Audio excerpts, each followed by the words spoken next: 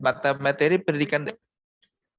pendidikan dasar ini, mahasiswa sekalian, sesungguhnya adalah materi yang mata kuliah untuk mengisi konten tersebut.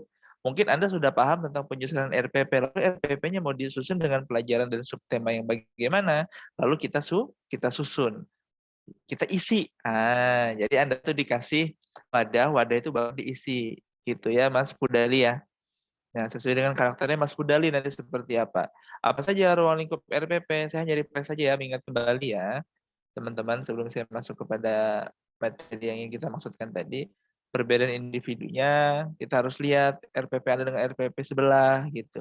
Kemampuan awalnya seperti apa, tingkat intelektual siswa Anda bagaimana, minat motivasi belajarnya seperti apa, bakat potensi kemampuannya bagaimana, sosial, emosi, gaya belajar, kebutuhan, semuanya kita lihat. Lalu Anda pasti bertanya-tanya, Pak, kok ini kayaknya banyak banget, Pak, untuk bikin RPP, alasannya gitu, harus lihat tingkat intelektual siswa, bagaimana minat motivasi belajarnya, ini gimana melihatnya ya, Pak, gitu. Kan tentu, apa namanya, akan sulit gitu. Nah, tentu tidak sulit. Kenapa saya katakan ini tidak sulit? Karena ketika kita belajar, ketika Anda menyaring mahasiswa baru atau siswa baru, kan di situ kelihatan tes potensinya. Ada tes potensi akademik, di mana siswa ini ternyata memiliki kelebihan dalam bidang ini, di mana siswa ini memiliki kemampuan dan gaya belajarnya seperti ini. Nah, itu kan berbeda-beda. Jadi kalau Anda mau lihat akhir dari tujuan pembelajaran Anda itu pengen mencapai pembelajaran yang bagaimana, maka lihatlah proses awal menyaring siswanya itu, Anda mau siswa yang karakternya bagaimana gitu. Ya, jadi itu cara melihatnya teman-teman.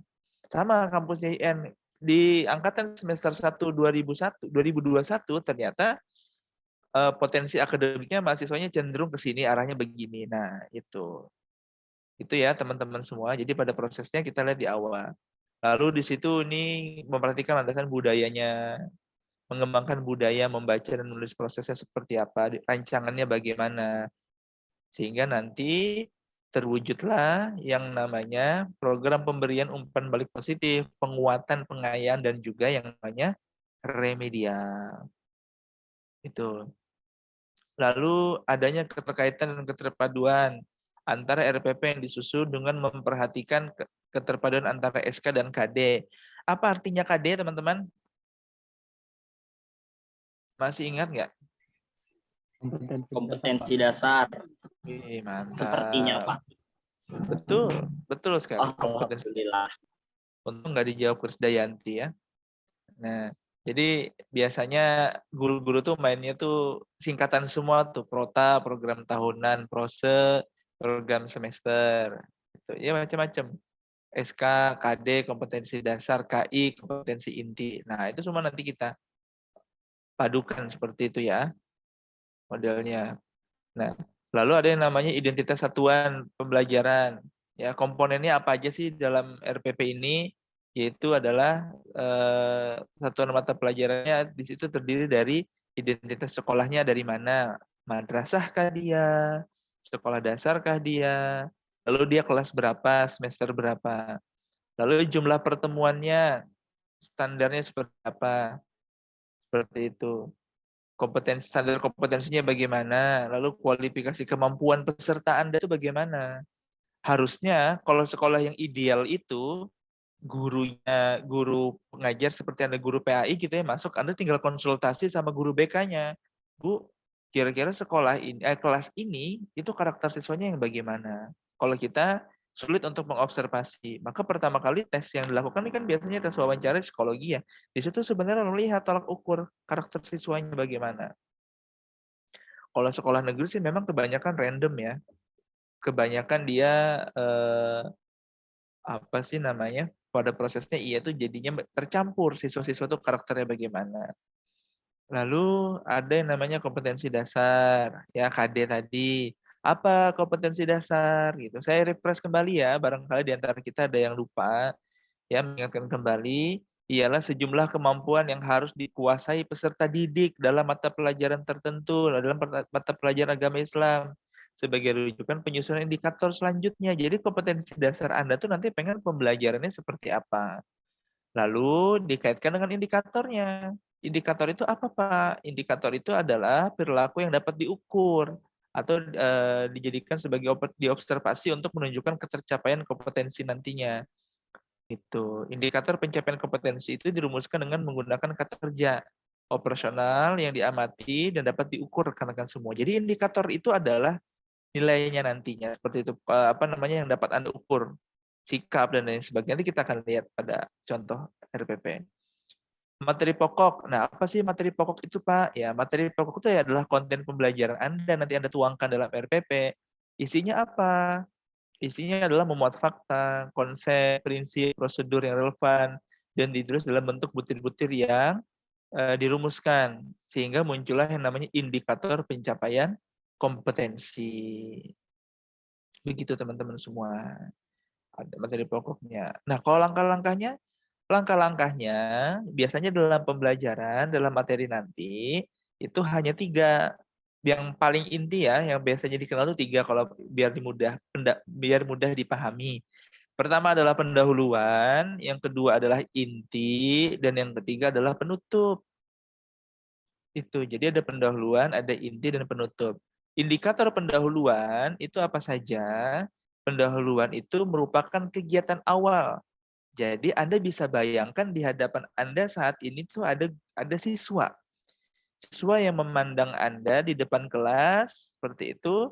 Anda adalah orang yang tidak sabar ditunggu ilmunya oleh siswa Anda, lalu Anda akan mengajar. Ya. Lalu Anda lakukan pendahuluan. Apa sih biasanya pendahuluan itu? Yaitu kegiatan belajar mengajar yang tujuannya adalah untuk membangkitkan motivasi siswa, memfokuskan perhatian peserta didik dulu untuk respon kepada Anda. Sehat anak-anak, kabarnya hari ini? Sehat gitu ya. Kita berdoa dulu ya. Kita ini dulu apa namanya, berdoa sama Allah biar pembelajaran kita menjadi pembelajaran yang berkah gitu tuh. Lalu juga Anda tambahkan isi dalamnya itu motivasi. Bapak yakin banget hari ini siswa Bapak itu siswa yang bersemangat untuk belajar. Nah, itu. Biasakan memulai pertemuan itu dengan kalimat-kalimat yang positif. Jangan sampai memulai dengan yang negatif. Saya perhatikan kelas ini males ya. Nah, itu jangan. Saya perhatikan kelas ini kotor terus. Nah, kotor terus. Terus. Itu seakan-akan kelas itu nggak pernah bersih. Nah, ini kita hindari. Belum dimulai pelajaran, kita sudah underestimate dengan siswa kita. Belum mulai pelajaran, dia udah kesel sama gurunya yang masuk, apalagi selanjutnya. Ini pasti 2 jam yang membosankan bagi mereka. Maka jangan sampai itu terjadi. Jangan sampai siswa kita merasa bosan dengan pembelajaran kita, apalagi kita masuk marah-marah. Dia nggak tahu kan apa yang terjadi dengan kehidupan Anda gitu. Jangan sampai siswa Anda merasakan itu. Ya, baik. Lanjut. Lanjut nggak Mbak Aulia? Kalau kata Mbak Aulia stop, saya stop nih. Lanjut ya. Lanjut, baik. Lalu ada inti. Inti itu apa? Kegiatan inti merupakan proses pembelajaran. Ya, untuk mencapai KD, kegiatan pembelajaran dilakukan secara interaktif, inspiratif, menyenangkan. Coba bayangkan. Pengennya pembelajaran itu apa sih yang idealnya tuh ini gitu. Interaktif, inspiratif, menyenangkan, menantang, memotivasi, ya kan? Peserta didik untuk berpartisipasi aktif. Nggak ada yang nanya kah? Kalau nggak ada yang nanya, saya yang nanya. Memang di kelas ini nggak ada yang bisa diem. Nah, sudah. Nggak bagus. Kita jadikan pertemuan itu adalah pertemuan yang positif, pertemuan yang menyenangkan. Ya, serta memberikan ruang yang cukup bagi prakarsa, kreativitas, dan kemandirian Anda dalam melakukan proses pembelajaran. Lalu akhirnya kita tutup. Nah, dalam inti tadi ya, ini inti tadi itu termasuk dalam eksplorasi, elaborasi, dan konfirmasi. Lalu baru kita tutup, sudah melewati 3 step ini, mengeksplor pembelajarannya, mengelaborasikan materinya, lalu kita mengkonfirmasi sejauh mana pemahaman siswa kita, baru kita tutup. Ya, bagaimana proses menutup? Yaitu adalah mengakhiri aktivitas pembelajaran yang dapat dilakukan dalam bentuk rangkuman atau menyimpulkan, penilaian, refleksi, umpan balik, tindak lanjut. Ada yang mau bertanya, ada yang mau didiskusikan, ya kita simpulkan lagi, kita ingatkan kembali kepada siswa kita agar siswa kita paham. Ini adalah bentuk pengertian dari RPP tadi. Ada yang dibingungkan nggak? sebelum saya masuk kepada contoh RPP nih. Sudah pegang RPP semua? Sudah pegang RPP semua, teman-teman? Sudah ya? Mas Muhammad Bojan, ngambil RPP kelas berapa? Kelas, bentar, Pak.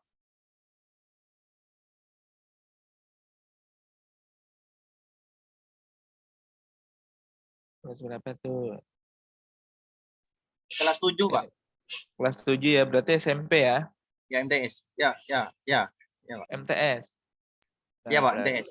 MTS, berarti kalau kita tarik contoh misalnya, ini dia.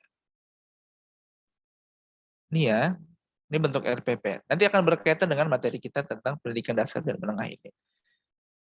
Yang pertama, nama sekolahnya kita sudah pasti menentukan kan, mata pelajarannya pendidikan agama Islam. Temanya ialah Aku Cinta Al-Quran. Nah, kalau kurikulum 2013 ini, teman-teman sekalian, itu beda seperti sub pembelajaran Anda waktu sekolah dulu. Kalau dulu kan fikih, bersuci, udah gitu aja. Nah, sekarang dia tuh dibuat dengan kalimat-kalimat yang menarik gitu. Aku cinta Al-Quran, aku sayang lingkungan gitu. Padahal kita membahas materi tentang Al-Quran. Nah, itu tuh jauh berbeda kan dengan proses pembelajaran kita zaman dulu gitu. Sehingga pada saat ini tidak ada lagi pembelajaran yang mengedepankan punishment. Ya, lalu subtemanya lafal huruf, hijaiyah dan harokatnya. Lalu ada materi pokoknya seperti apa, alokasi waktunya ditulis. Gurunya nih harusnya ada guru, misalnya Muhammad Faujan, ya Harrison SPD, itu ditulis. Lalu ada kompetensi inti. Apa sih Pak kompetensi inti? Saya ingatkan kembali teman-teman sekalian, kalau kompetensi inti itu adalah target tujuan yang ingin Anda harapkan, intinya itu apa? Ya, ialah pengetahuan, ingin memahamkan kepada siswa kita dengan cara mengamati, mendengar, melihat, membaca. Ini adalah kompetensi intinya apa yang diharapkan nanti. Itu yang dimaksud dengan KI. Lalu masuk pada kompetensi dasar dan indikatornya.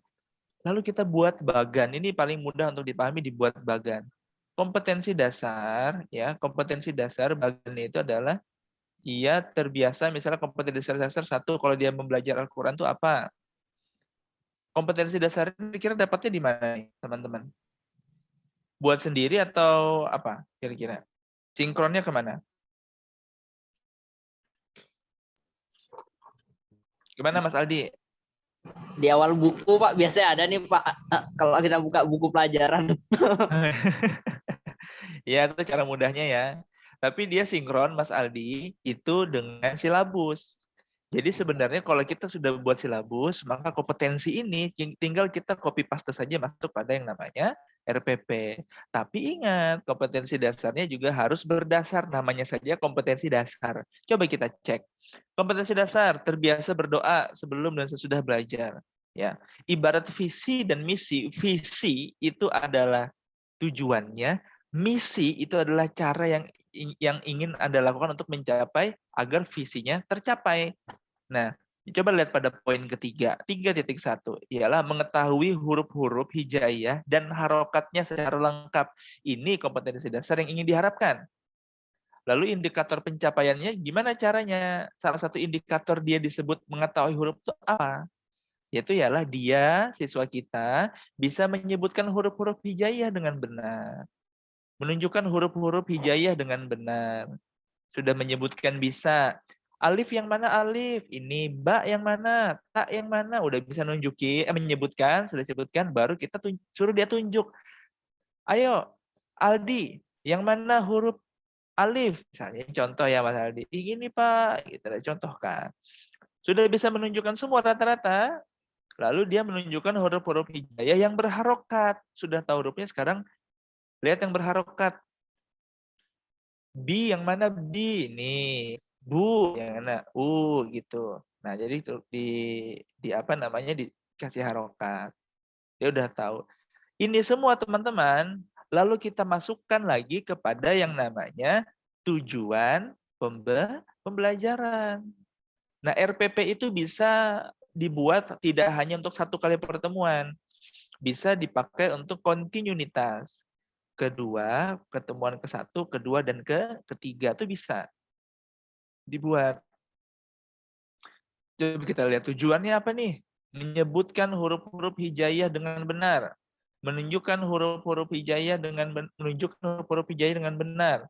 Menunjukkan huruf-huruf hijaiyah berharokat dengan benar. Masuk tidak sama tidak dengan indikator pencapaian kompetensi?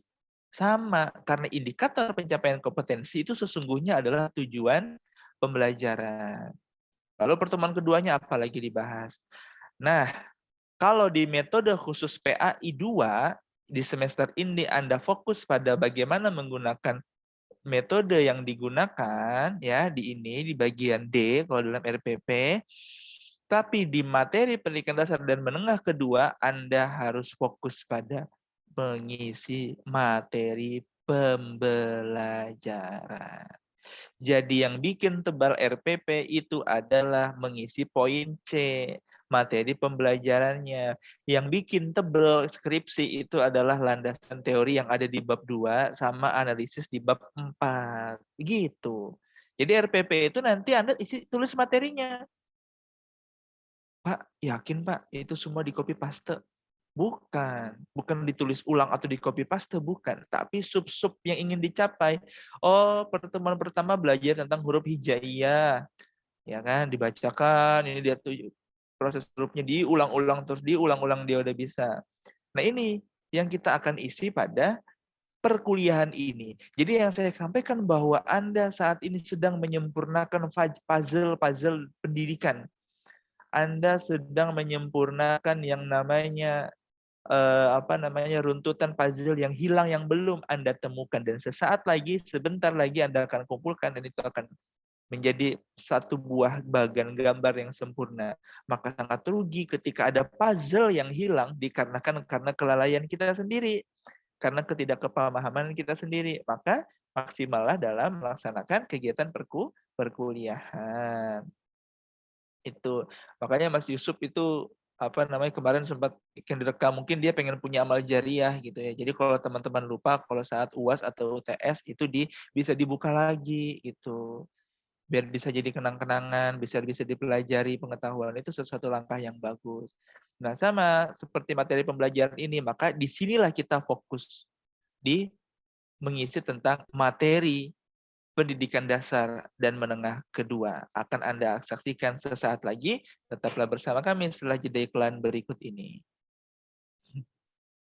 Nah, lalu saya akan hadirkan ke hadapan, itu RPP lah.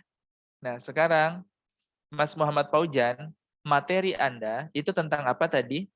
Judulnya di RPP yang Anda tanu? Kalau saya mata pelajaran fikih, Pak. Kalau Temanya? Tentang sholat wajib selain sholat 5 waktu. Sholat wajib selain sholat 5 waktu. Iya, Pak. Baik. Kalau Mas Nur Mubin, materinya Anda. Jadi kita fokus ke materi ya. Materinya tentang apa? Ke saya Pak fikih tentang kelas 7 juga tentang toharoh suci. Tentang toharoh atau bersuci. Bersuci, Pak. Baik.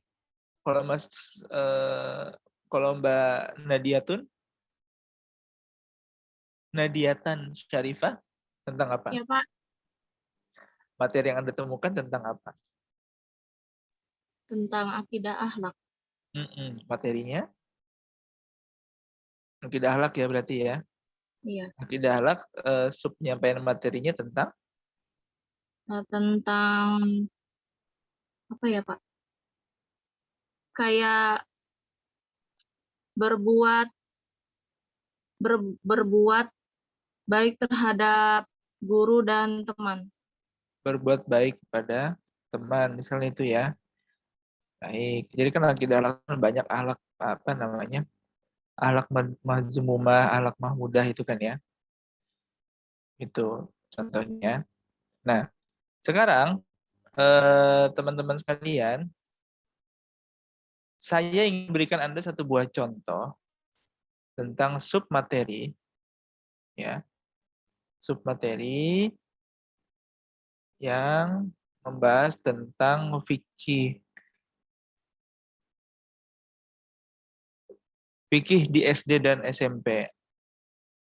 Ya, kalau apa namanya fikih di SD dan SMP ini kan pasti dipelajarin ya. Yang alumni masa pasti belajar tentang fikih di SD dan SMP. Saya Nanti, Pak. nah, gimana Ustadz Abdul Rahim? Kalau ngajar fikih, dulu belajar di SD, MI itu di MI dan MTS belajar fikih kan? Iya Pak. Disuruh menghafal nggak? Disuruh praktek, banyak prakteknya Pak. Banyak prakteknya. Tentang mengolah, tentang berwudu. Itu bagus. Sedikit Mm-mm. hafalan niat Nanti, aja. iya baik, ada hafalannya juga ya. Nah, fikih di SMP itu apa sih ruang lingkupnya? Satu, kita belajarkan juga tentang pengertian fikih. Ya kan? Kenapa kita harus mengajarkan fikih? Yang kedua, tujuan bidang fikih di SD dan SMP. Ya, ruang lingkup materi bidang studi fikih di SD atau MI. Ruang lingkup materi pendidikan studi fikih SMP atau MTS. Lalu metode pembelajaran fikih. Nah, ini yang akan kalian persiapkan untuk presentasi nanti ke hadapan saya. Layaknya kalian seperti guru. Jadi nanti pembagian tugas kelompok itu yang akan saya lakukan di kelas ini adalah seperti praktek Anda menjadi seorang guru.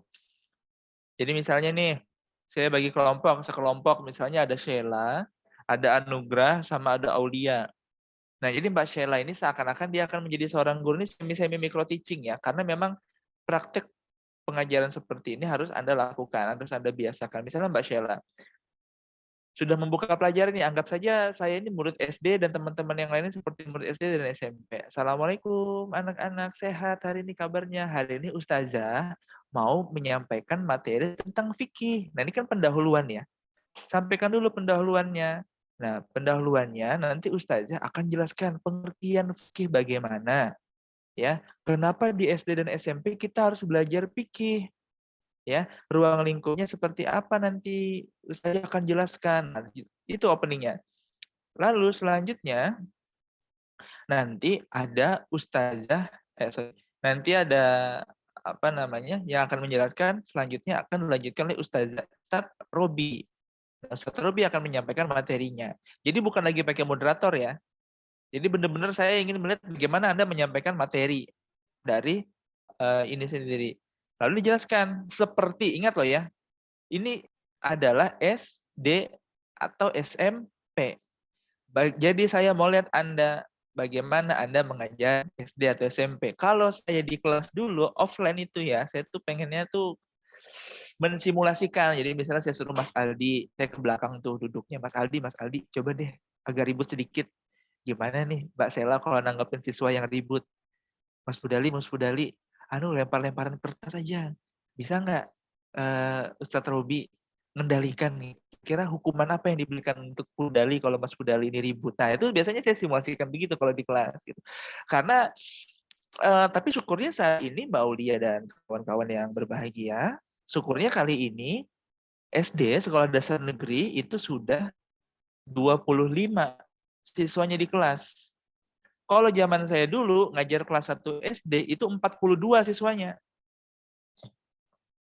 Kelas 1 SD siswanya 42. Anda bayangkan, saya ngajarin misalnya tentang huruf hijaiyah tadi ya, misalnya di SD ya, kelas 1.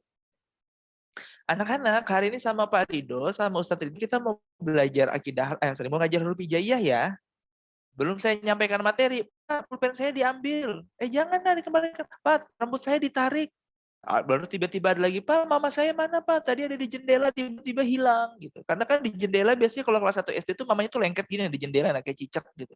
Lihatin anaknya terus kan, Pak ini Pak, ambil pulpen saya, Pak saya, ada yang minta gendong nangis, Pak mama, itu sesuatu dinamika pembelajaran. Dan saya tegaskan Anda tidak bisa menentukan lokasi PKL Anda.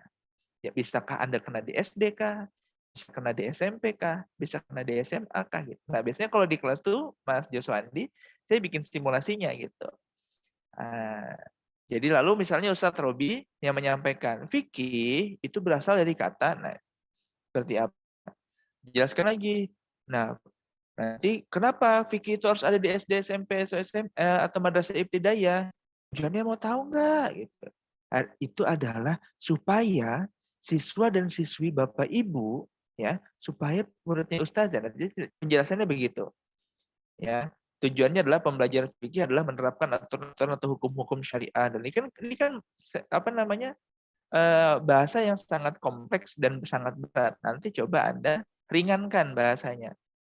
Bagaimana coba Anda mencari contoh yang lain? Lalu pembelajaran fikih di MTS, itu tujuannya seperti apa? Lalu ruang lingkupnya apa saja? Ini adalah simulasi Anda melakukan kontrak belajar pertama kali dengan siswa Anda, pertemuan pertama. Oke, saya ulangi lagi, adalah pertemuan pertama. Jadi ruang lingkupnya ada tentang fungsi ibadah. Nanti kita belajar materinya tentang rukun Islam, tentang toharoh, sholat, puasa, zakat, sama haji. Ada nggak di sini orang tuanya yang sudah haji? Ya, itu ditanyakan. Itu menarik ya. Itu semester pertama misalnya. Nanti fikih muamalah lagi pertemuan selanjutnya apa yang dibahas. Ruang lingkupnya ini. Ruang lingkup kalau di MTS apa yang kita bahas? Misal toharoh, sholat, zakat, haji, akikah, sodako. Nah ini ruang lingkup di MTS seperti itu. Nah, nanti metode yang akan saya ajarkan untuk kelas ini, nah ini lalu Anda pinjem puzzle dari pembelajaran metode Anda yang sudah Anda pelajari di mata kuliah sebelah, yang Anda pelajari dengan dosen yang lain, Anda tulis, kalau nanti di SD, di kelas ini Bapak akan ajarkan yang paling tepat untuk SD dan SMP untuk mata pelajaran fikih, itu ada metode ceramah, metode demonstrasi, metode diskusi, metode tugas atau resitasi, metode tanya jawab, metode latihan, metode kisah, dan ibrah. Ini adalah penilaian saya setepat apa Anda memilih metode untuk pembelajaran pada materi yang akan Anda sampaikan nanti. Tolong ini juga ditulis. Metodenya apa, ya, caranya bagaimana, metode apa yang Anda gunakan.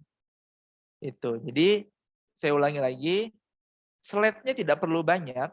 Yang penting Anda tuliskan dulu fikih misalnya di SMA. 1, jelaskan saja pengertiannya. 2, tujuannya apa. 3, ruang lingkupnya bagaimana. 4, ruang lingkup materinya seperti apa. Metodenya apa yang Anda gunakan. Itu ya. Jadi Anda bisa melihat. Lalu Anda jelaskan ke kita-kita ini. Di kontrak belajar pertemuan pertama kali, Anda mau ngapain? Nanti Anda jelaskan, kenapa pengertian fikih itu apa, kenapa harus belajar fikih, gitu. Nah, jelaskan. Seperti layaknya sasaran Anda mengajar. Kalau Anda mengajar SD, maka sampaikanlah dengan cara SD, SMP seperti apa, SMA bagaimana. Ada yang mau ditanyakan atau ada dibingungkan kira-kira?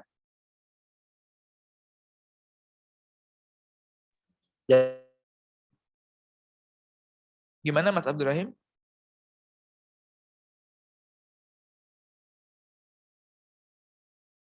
Jadi ini mulai pekan depan, saya ingin membagi Anda menjadi per 3 orang. Jadi kalau nggak cuma MC aja ya, nggak cuma MC aja atau presenter yang punya, atau host yang punya co-host gitu. Guru pun kalau seperti contoh saja di SD Islamic Center itu gurunya ngajar satu kelas 2. Banyak kalau sekarang satu kelas itu 2. Di Cordova sekarang 2. Pastabikul Khairat 2. Islamic Center 2. Bunga Bangsa 2. Tapi silakan Anda berbagi nanti cara menyampaikannya. 1 guru, 1 RPP, ya. Jadi tugasnya adalah itu semua dituangkan dalam RPP, oke. Jadi satu kelompok 1 RPP aja. Satu kelompok itu 1 RPP aja, plus PowerPoint yang seperti tadi dan sampaikan sehingga kami paham dengan metode yang Anda gunakan untuk materi itu sudah tepat atau tidak. Gitu. Nanti Mas Adip yang jadi muridnya, saya jadi muridnya gitu. Kita jadi murid gitu. Gimana? Nanti kalian tanya aja, ustazah tanya, gitu. Tanya aja gitu. Mau tanya apa gitu. Jadi konsep pembelajaran dan praktek pembelajaran secara real dan nyata itu akan memudahkan Anda paham Karena Anda membiasakan langsung, terjun langsung, biar nanti ketika Anda praktek, maka itu sudah terbiasa. Karena hampir mayoritas mahasiswa sarjana itu rata-rata takutnya dia tidak lulus skripsi ya. Heran saya. Padahal yang ditakutkan itu nggak lulus PKL sebenarnya. Yang bahaya itu sebenarnya nggak lulus PKL. Karena kalau PKL, saya misalnya jadi supervisor, saya tuh hanya mengarahkan saja. Gitu, mengarahkan. Tapi yang menilai nanti tuh 3. Kepala sekolah, guru pamong di lokasi, dan supervisor saya. Supervisor saya membimbing menjadi supervisor.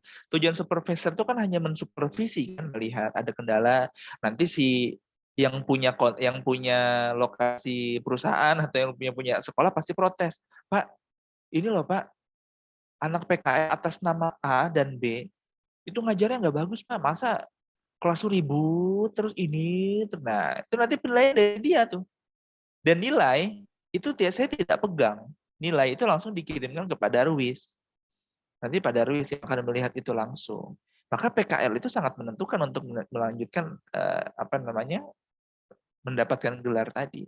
Maka saya sampaikan bahwa kita bersiap-siap. Saya sampaikan di awal kan gitu ya. Nggak apa-apa cita-cita Anda itu mau jadi apa, tapi minimal sampai praktek kerja lapangan nanti Anda harus cita-citanya jadi guru. Biar menjiwai. Karena PKL itu kurang lebih kan sekitar 2 bulan ya. Kita tidak tahu 2 bulan itu apa yang Anda rasakan, apa yang Anda lakukan di sana. Apakah di sana akan terasa lama? Terasa lama dikarenakan menurut Anda itu ada sesuatu yang beban dan sulit? Atau terasa singkat?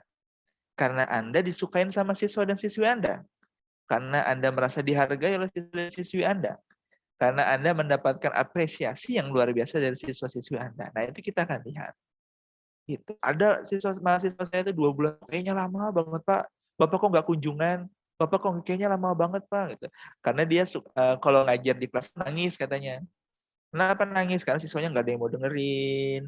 Katanya siswanya kelasnya itu nakal, suka godain gurunya, suka kurang ajar, seperti itu. Nah itu nanti bisa Anda rasakan. Maka itu semua puzzle-puzzle itu harusnya sudah semakin sempurna. Dengan Anda hadapi dengan psikologi pendidikan, bagaimana komunikasi pendidikan. Nah, itu kan sudah kita kumpulkan. Dan hari ini kita melengkapi puzzle materi pendidikan dasar dan menengah kedua. Itu. Jadi kita harus persiapkan materinya apa-apa saja. Jadi kalau Anda sudah mengajar, kalau Anda sudah PKL, PowerPoint teman-teman yang tadi itu jangan sampai hilang. Kenapa jangan sampai hilang? Kalau Anda sudah PKL, tinggal ambil aja PowerPoint teman tadi, gunain, pakai, pinjam ya, aku pakai untuk praktik di sekolahku ini, gitu. Pertemuan pertama, pakai. Misalnya fikih, udah pakai fikih. Akidah akhlak, pakai akidah akhlak. Quran hadis, pakai Quran hadis. Gitu, teman-teman. Jadi, kalau saya dulu kuliah, notebook saya itu walaupun jelek-jelek begitu, notebook saya yang lama itu saya nggak mau sampai rusak karena itu file saya waktu kuliah S1, S2 saya simpan di situ. Punya teman-teman saya nggak pernah saya buang, saya simpan karena suatu saat kalau saya butuh, saya akan baca ulang, saya akan pelajari. Gitu ya. Gitu. Ada yang bertanyakan Mas Robi dan mahasiswa yang lainnya? Mulai kapan kira-kira kita akan melakukan praktek ini semua? 2 hari, 3 hari, seminggu, 2 minggu? Berapa lama Anda perlu persiapan membuat itu kira-kira?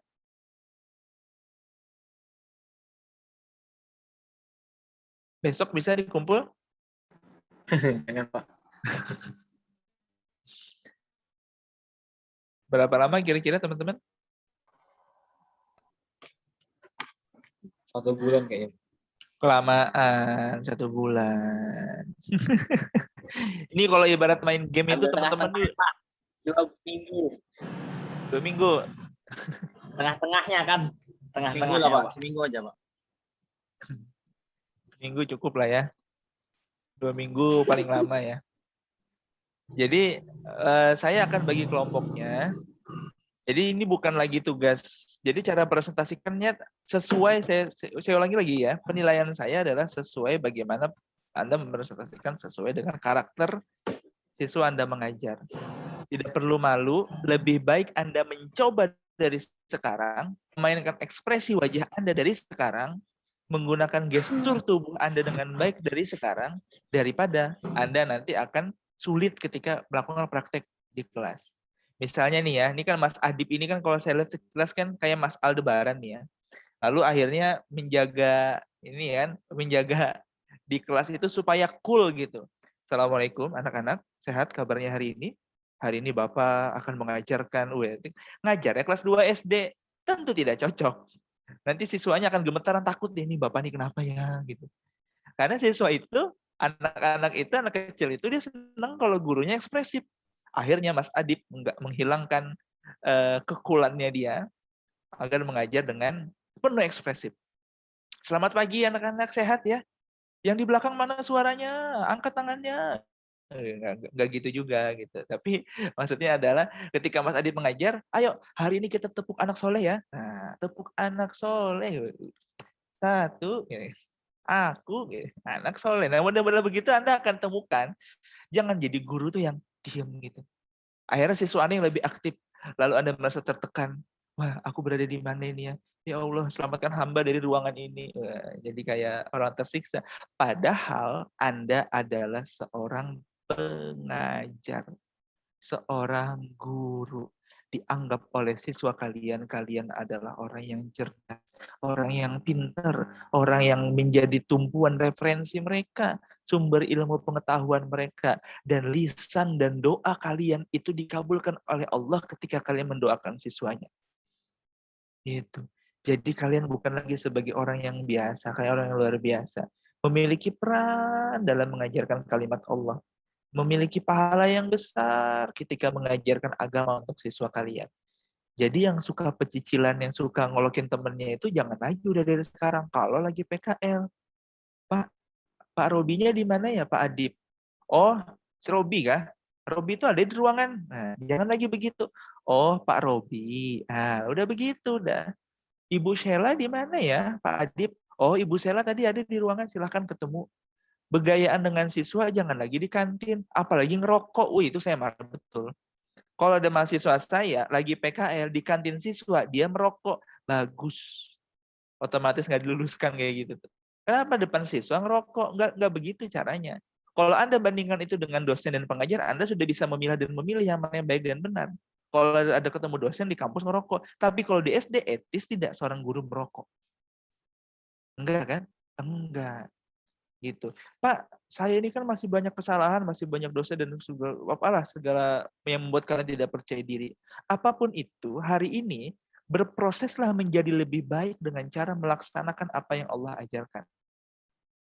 Jangan nunggu sempurna dulu, saya tunggu sempurna dulu Pak, baru saya jadi guru. Bukan begitu konsepnya. Tapi konsepnya adalah dengan mengajar dan menebar kebaikan, maka kalian juga akan berproses nantinya akan menjadi pribadi yang lebih baik.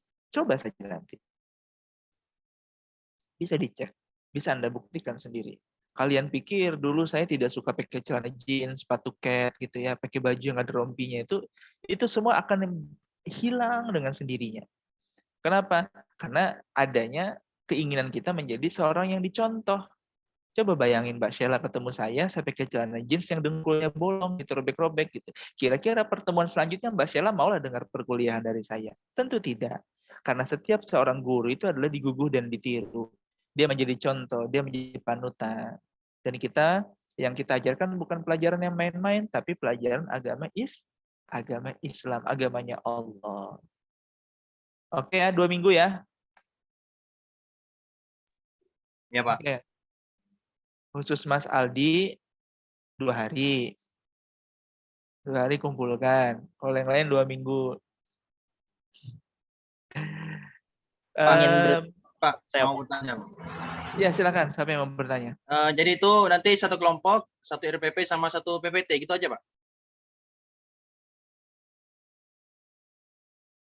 Lalu Mas, mati lagi mikrofonnya. Jadi nanti satu kelompok itu satu RPP sama satu PPT gitu. Ya, itu aja. Jadi satu kelompok, satu RPP, satu PPT, satu RPP. Akan tetapi semuanya harus bersuara dan mengajarkan. Gitu. Kan tadi saya bagi 3 tuh. pendahuluan, inti.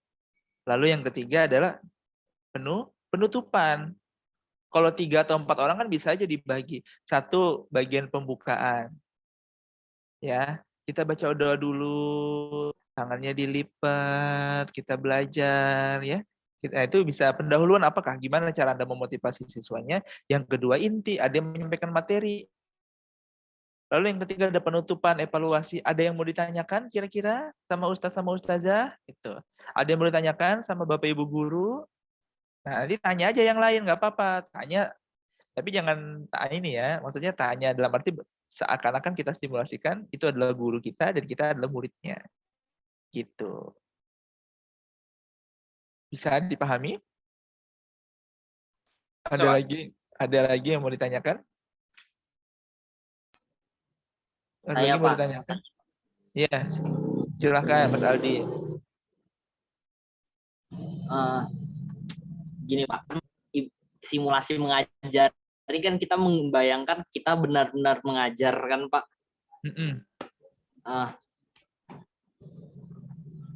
Terus? Pak, kalau dari Bapak pernah nggak sih Pak kayak star syndrome gitu nah Pak, kita ngajar jadi kayak berlebihan gaya ngajarnya gitu nah Pak. Oh iya. Itu Pernah. nah Pasti kan Mas. kebanyakan mungkin karena semangat atau ya gitu Pak. Bagus Mas Aldi. Jadi pasti ada keinginan untuk itu. Apalagi kalau Mas Aldi ngajar SMA ya kan, masuk ke kelas gitu. Perempuannya cantik-cantik, muridnya gitu ya kan. Wih, baru ada yang nyeletuk, ih bapaknya ganteng. Pedean langsung kita ngajar gimana. Tuh akan ada jalannya. Tapi saya pernah merasakan mengajar itu, pertama kali saya mengajar, itu kayak orang ceramah. Dan itu saya salah sasaran. Dan itu saya mengajar saya masih semester 2, saya jadi guru honor, semester 2 S1 ya. Semester 2 S1 sudah mengajar, jadi guru honor di kelas 2 SD. Dan cara mengajar saya itu, saya tidak paham metodenya, tidak mengerti caranya, saya ngajar kayak orang ceramah. Assalamualaikum warahmatullahi wabarakatuh. Alhamdulillah. Alhamdulillahirabbil alamin. Assalatu wassalam. Teman siswa saya, anak SD, dia lagi bercerita dengan temannya di sebelah. Ada yang ngikatkan rambut temannya gitu. Ada yang ngomong sama temannya lagi gambar-gambar. Kamu gambar apa? Saya lagi ngomong ceramah. Saya bilang, saya lagi menjelaskan, lagi baru pembukaan, kok dia sudah pada nggak konsen ya? Oh, ternyata suara saya kurang naik, kurang nyaring. Oh, ternyata saya kurang menarik ternyata. Karena passion saya seperti passion mahasiswa yang kurang, yang benar-benar mahasiswa yang menurut mereka itu bagus untuk menjadi karyawan bank, tapi tidak begitu juga untuk jadi seorang guru gitu. Saya kurang ekspresif gitu sama dia. Ada yang mau ditanyakan? Ada ini, suara kita kok. Nah, itu biasa. Itu biasa, itu untuk awal. Tapi lebih baik kita mulai dari sekarang dengan teman-teman kita daripada kita mulai nanti ketika PKL. Jadi kita mulai dulu dengan saya, open kritik kita, ya, kita open kritik aja, open minded aja, teman mau ngomong apa nggak apa-apa. Itu lebih baik. Pas kita praktek kerja lapangan nantinya itu semua sudah berjalan dengan mulus. Pasti pernah, Mas Aldi. Saya pasti pernah. Pertama kali saya ngajar kalau kampus saya bukan di IAIN ya. Pertama kali ngajar itu saya di Balikpapan ya, di Stikpa Balikpapan itu saya mengajar pertama kali. Saya baru lulus S2 itu di umur saya 24 tahun. Iya, 24 saya lulus S2. Saya ngajar di umur segitu, saya ngajar mahasiswa saya tuh juga udah dewasa gitu, ada guru, ada pegawai bank, ada ini semua gitu. Karena saya ngajarnya mata kuliahnya malam, mahasiswa saya malam sudah bekerja. Nah itu pasti kita ngerasa keren banget kan kita kan umur segini udah ngajar gitu. Lalu saya akhirnya ngajar lagi ke IAIN, diterima di IAIN jadi dosen. Mahasiswa saya ibu-ibu tua gitu, ibu-ibu yang sudah sertifikasi, yang dia kuliah hanya untuk ngambil ijazah gitu. Nah itu akhirnya saya sudah tahu memposisikan, oh nggak apa-apa, mahasiswa saya yang sudah ibu-ibu ini memperlakukan saya seperti anaknya, nggak apa-apa. Saya memperlakukan mereka seperti ibu saya gitu. Kalau dia tidak bisa membuat salah, nggak bisa ngetik di laptop, itu saya harus maklum dan saya harus wajar. Tinggal penempatannya aja, ibarat obat, kita tahu resepnya untuk ini apa, untuk lokal ini apa cara ngajarnya, insya Allah semuanya jadi mudah. Tapi kalau di awal pekan depan mulai ngajar diketawain dan lain sebagainya, itu penguatan mental. Biasa aja itu Mas, nggak apa-apa. Kalau teman-teman suka candain gitu nggak apa-apa, biar aja. Kan harus dimulai kan, harus dicoba. Akhirnya kita evaluasi. Nanti kalau ngajar ternyata kekurangan saya ini. Gitu. Ada yang lain? Ada yang lain? Mohon maaf Pak, untuk saudari Jamila nggak bisa hadir Pak. Iya, tadi beliau ada japri saya. Iya, Pak. Jadi beliau ada japri saya karena sedang vaksin katanya. Ya, jadi pekan depan insya Allah kita ketemu. Minggu depan saya kasih waktu deh untuk kalian membuat itu RPP dengan semua evaluasinya semua, dengan PPT-nya. Pekan depan langsung saya praktekkan ya. Materinya saya kirim hari ini, jadi mulai hari ini kalian bisa coba pikirkan kira-kira isi konten dari fikih misalnya di SMA itu apa aja. Silakan cari referensinya. Materi fikih SMA itu apa-apa saja isinya. Lalu metodenya kira-kira apa yang mau kalian gunakan. Itu boleh disampaikan di situ di RPP-nya. Praktek benar-benar ngajar. Jadi tidak ada lagi moderator apa tuh nggak ada, tapi yang ada nanti kalian akan serahkan materi selanjutnya akan dijelaskan oleh Ustazah Nabila. Silakan Ustazah Nabila gitu. Nanti Ustazah Nabila akan jelaskan. Gitu.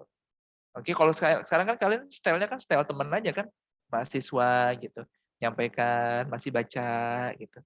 Nanti kan kalau jadi guru kan udah nggak bisa. Kalau apalagi mengajar SD kan kepegang buku paket aja mungkin tidak. Mungkin menyampaikan materinya dari 100% itu paling 40%. 60%-nya itu adalah sistem pengelolaan di kelas. Gimana cara Anda menenangkan siswa, gimana cara Anda biar siswa kita tidak ribut, gimana biar siswa kita bisa fokus, seperti itu. Ya. Baik, oh iya, saya pekan lalu lupa mengirim barcode. Jadi, nanti barcode-nya 2 ya, jangan lupa, karena pekan lalu saya kelupaan. Jadi yang satu barcode yang lama, yang satu nanti barcode yang hari ini. Bisa dipahami teman-teman? Baik. Semoga bermanfaat pertemuan yang singkat ini. Mohon maaf apabila ada salah-salah kata. Ketika ada kelebihan itu datangnya dari Allah, ketika ada kekurangan itu datangnya dari saya pribadi. Terima kasih, mohon maaf tadi saya terlambat masuk karena baru selesai kelas sebelumnya, harus waktu jamnya kalian kepakai. Ikhlas kan?